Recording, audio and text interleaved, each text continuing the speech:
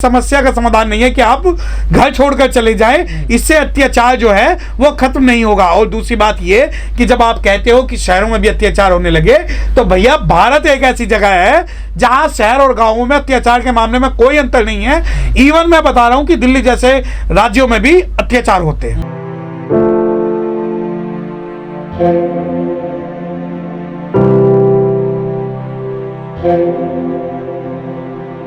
देखिए, ये कोई सॉल्यूशन नहीं है। कायरो के लिए इस दुनिया में कोई जगह नहीं है। बाबा साहब डॉक्टर भीमराव अंबेडकर साहब भी कहते थे कि हमें जो है जो शेरों की टीम बनानी है, हमें लड़ाई लड़नी है, शिक्षित बनो, संघर्ष करो और संगठित रहो। अगर आप उस बात को कहते हैं कि हम पलायन कर रहे हैं और पलायन का पोस्टर लगा रहे हैं, अरे भाई एक बात बताइए कि अगर दूसरी जगह पर आप पे अत्याचार होगा, फिर वहां से कहां जाएंगे आप? आपकी जो लड़ाई है ये आपकी व्यक्तिगत लड़ाई नहीं, सामाजिक लड़ाई है। अगर आप 1 करोड़ रुपए का मकान बेच सकते हैं तो आप 10, 20, 50 हजार रुपए अपने और अपने समाज के स्वाभिमान और मान स्वाभिमान के लिए कोर्ट में जाके लड़ाई भी लड़ सकते हैं। अगर आप ये एग्जाम्पल क्रिएट करना चाहते हैं कि जहां भी अत्याचार हो वहां से पलायन कर जाओ, तो दलित समाज, शेड्यूल कास्ट समाज इतना कमजोर नहीं है कि अत्याचार सहने के बाद उस जगह को छोड़ के चला जाएगा।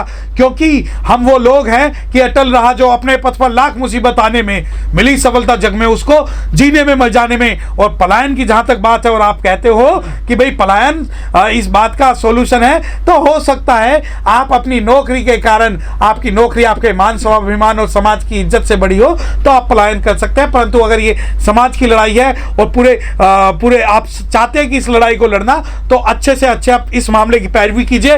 हाई को आप SC ST के मुकदमे दर्ज करवाइए, अगर वहां स्पेशल कोर्ट में जाइए, हाई कोर्ट जाइए, सुप्रीम कोर्ट जाइए, आपका समाज आपके साथ खड़ा है। परंतु पलायन करना कोई भी समझदारी नहीं है।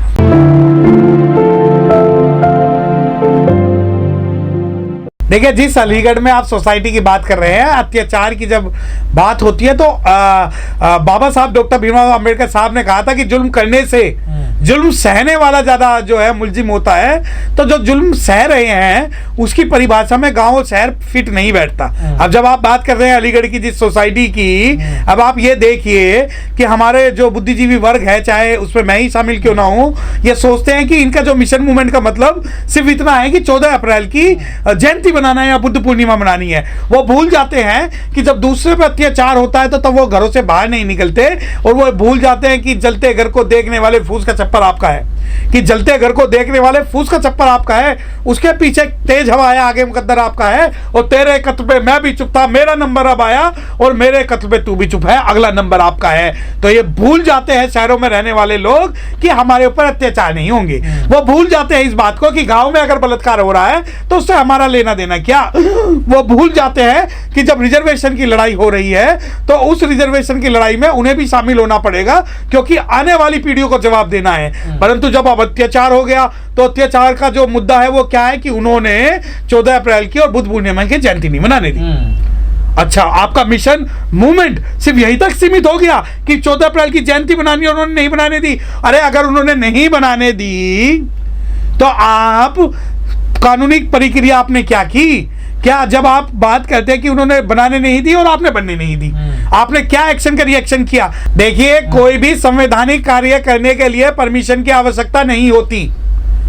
अगर आप बाबा साहब डॉक्टर भीमराव अंबेडकर साहब का 14 अप्रैल का जन्म दिवस बना रहे हैं तो उसके लिए किसी भी प्रकार की परमिशन की आवश्यकता नहीं है, और इसी प्रकार बुद्ध पूर्णिमा के लिए भी नहीं है। अगर ऐसा है तो आप पुलिस वालों से पूछिए कि कितनी जागरण की परमिशन वो देते हैं, कितनी पूजा की परमिशन वो देते हैं, और कितनी जो है गांधी जयंती बनाने की, वल्लभ भाई पटेल जयंती बनाने की, सुभाष चंद्र बोस जयंती बनाने की, विवेकानंद जयंती बनाने की कितनी परमिशन पुलिस से ली जाती है, क्योंकि उन्हें पता है ये उनका मूलभूत अधिकार है और मौलिक अधिकार है। और जब आप परमिशन लेने जाते हो, सरकार अगर डिक्लाइन कर देती है, आप कोई गैर कानूनी काम नहीं कर रहे हैं। जो परमिशन है, जो ये संघ बनाने की स्वतंत्रता है, ये आपका फंडामेंटल राइट है, और इसके ऊपर जो कुछ रिस्ट्रिक्शंस है उनके आधार पर आप कर सकते हैं। दूसरी बात कि आप ये कहते हैं कि हमने एक प्रोग्राम करने के प्रशासन ने जो है उसकी परमिशन नहीं दी, तो क्या आपके पास कोर्ट नहीं है? क्या आपके पास न्यायालय नहीं है? क्या आपके पास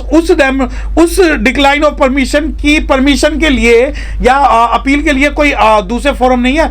दुनिया भर के लीगल रिकॉर्सेस हैं। मैं आपको बताना चाहता हूं कि अगर बाबा साहब डॉक्टर भीमराव अंबेडकर साहब का आप जन्मदिवस मना रहे हो और उसमें इस प्रकार का कोई भी काम होता है, तो उसके अंदर SC/ST एक्ट की सेक्शन 3 सब सेक्शन 1 जब सब सेक्शन ZC और सेक्शन Z के अंदर में FIR दर्ज हो सकती है।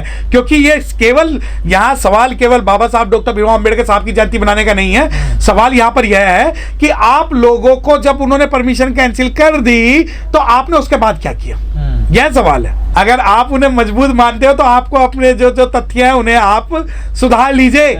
यहाँ तो भारत के राष्ट्रपति तक को मंदिर में घुसने नहीं दिया था, यहाँ भारत के राष्ट्रपति तक को मंदिर में नहीं घुसने दिया था, और सिटिंग IAS IPS को जेल में ये लोग डाल देते हैं। और रही बात, अगर आप 4 दीवारें बनाने को अगर आप ये सोचते हैं मजबूत हैं, गाड़ी लेने को मजबूत है, तो जिस समाज का प्रतिनिधित्व आप करते हो या जिस समाज का आप प्रतिबिंब हो वो पूरा समाज मजबूत जब होगा तभी आपकी मजबूती मानी जाएगी।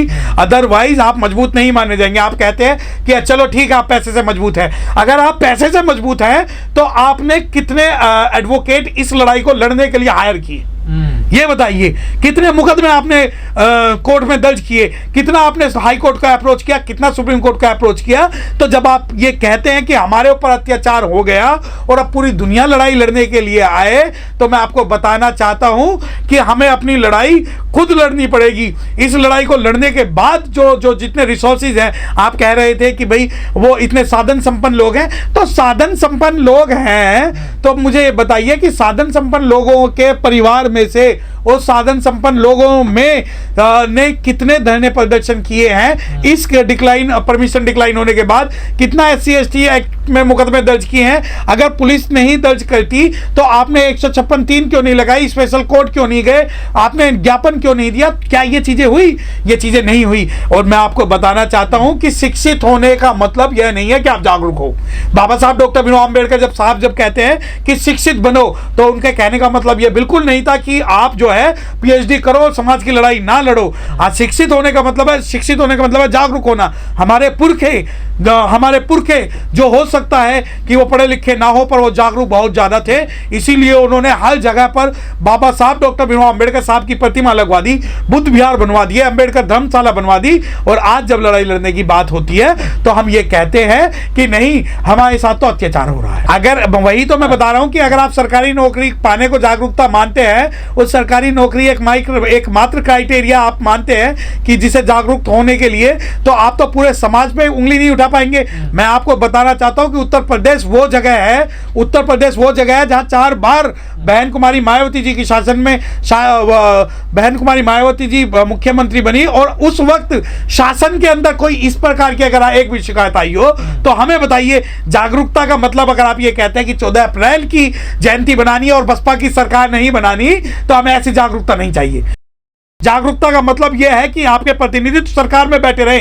जागरूकता का मतलब राजनीतिक जागरूकता भी है। जागरूकता का मतलब केवल यह नहीं है कि हमें सिर्फ 14 अप्रैल की जयंती को सेलिब्रेट करना है या भगवान बुद्ध जयंती को सेलिब्रेट करना। जागरूकता का पहला नियम है कि आपको सरकार बनानी पड़ेगी कि political power is a master key which can open any door of the progress. जब बाबा साहब इस बात को कहते हैं तो आपको, जब तक आप अपनी राजनीतिक शक्ति, राजनीतिक एक रूपता दुनिया में नहीं दिखाएंगे, तब तक आपको जागरूक नहीं कहा जा सकता। देखिए, सामाजिक आंदोलन को मजबूत करने के लिए मैं आपको एक उदाहरण देना चाहता हूं कि महाराष्ट्र के अंदर सामाजिक आंदोलन बहुत मजबूत है। वहां हर व्यक्ति बुद्धिस्ट है, हर व्यक्ति अम्बेडकराइट है। क्या वहां पर अत्याचार नहीं होते? वहां अत्याचार होते हैं क्योंकि राजनीतिक रूप से वो एक नहीं है। खेलान जी जैसे वहां पर अत्याचार हुए, परंतु आप एक ऐसा उदाहरण बता दीजिए उत्तर प्रदेश के अंदर जहां बहुजन समाज या शेड्यूल कास्ट कम्युनिटी पर बहन कुमारी मायावती जी के शासनकाल में इस प्रकार का कोई भी अत्याचार हुआ हो। एक भी व्यक्ति बता दीजिए जिसे घोड़ी से उतारा गया हो, एक भी व्यक्ति बता दीजिए जिसे